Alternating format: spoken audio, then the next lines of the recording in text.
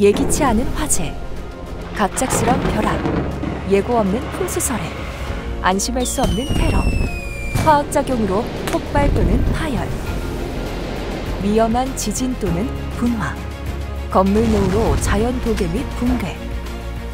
회원님이 소유하고 사용하고 관리하는 건물과 시설물에 각종 재해가 발생할 경우에 신속한 재해복구가 가능하도록 재해복구비를 지급하는 건물 시설물 재해복구 공제 사업에 대해 얼마나 알고 계시나요?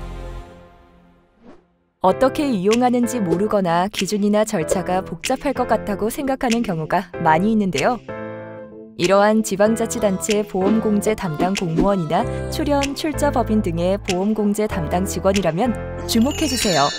건물, 시설물 재해 시 사고 처리 절차의 꿀팁을 대공개합니다. 우선 사고 처리 절차에는 7단계를 거쳐야 합니다. 재해사고 발생 시 회원께서는 먼저 재해 발생 물건이 재해복구 공제에 등록한 물건인지 확인합니다. 그리고 사고 발생 사실을 공제 홈페이지에서 재해복구 공제 사고 접수 양식을 다운로드하여 재해 발생 보고서를 작성 및 첨부하고 한국지방재정공제회로 수신자를 지정하여 공문으로 통보합니다. 회원께서 사고 발생 사실을 통보해 주시면 공제회에서는 사고 접수를 한 후 손해사정 담당자를 지정합니다.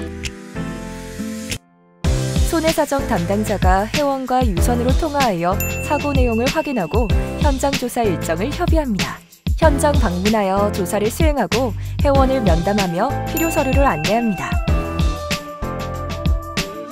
회원은 손해사정 담당자가 요청한 서류를 준비하여 제출합니다. 회원이 제출한 자료를 토대로 손해사정 담당자는 손해사정서를 작성합니다. 이때 손해액을 산출한 후 회원과 손해에 관련하여 충분한 협의를 거칩니다. 공제회는 손해사정서를 검토 후에 회원에게 공제금을 지급합니다.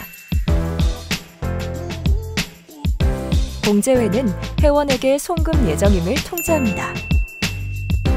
어때요? 건물 시설물 재해 시 사고 처리 절차 알고 나면 참 쉽죠? 잠깐! 그런데 말입니다.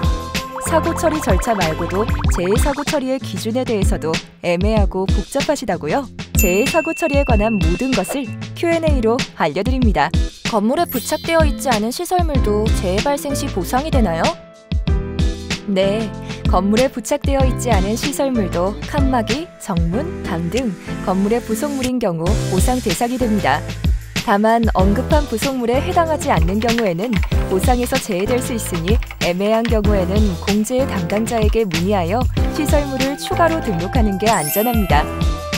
손해사정 담당자가 현장 조사를 오기 전에 피해 현장을 정리해도 되나요? 네, 공제의 동의를 받아 현장 정리 복구를 진행할 수 있습니다.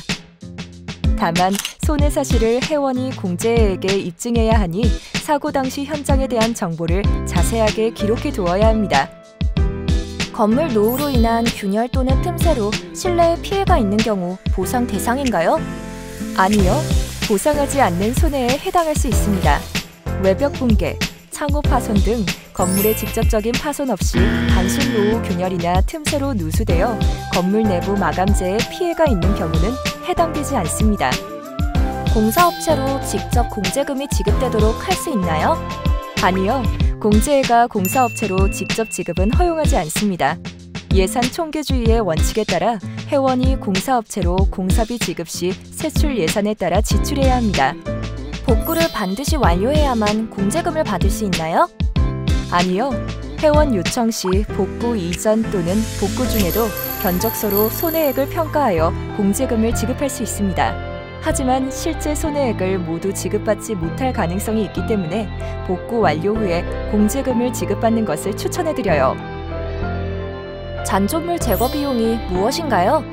사고로 인한 피해 부분을 해체 및 청소하고 철거 자재를 운송 차량에 상차하는 비용을 뜻합니다. 단 차량 운반 비용 및 폐기물 처리 비용은 제외하오니 공제금 신청 시 유의해주세요. 재해 손실, 한국지방재정공제회의 건물시설물 재해복구 공제에 등록해두면 안심하셔도 됩니다.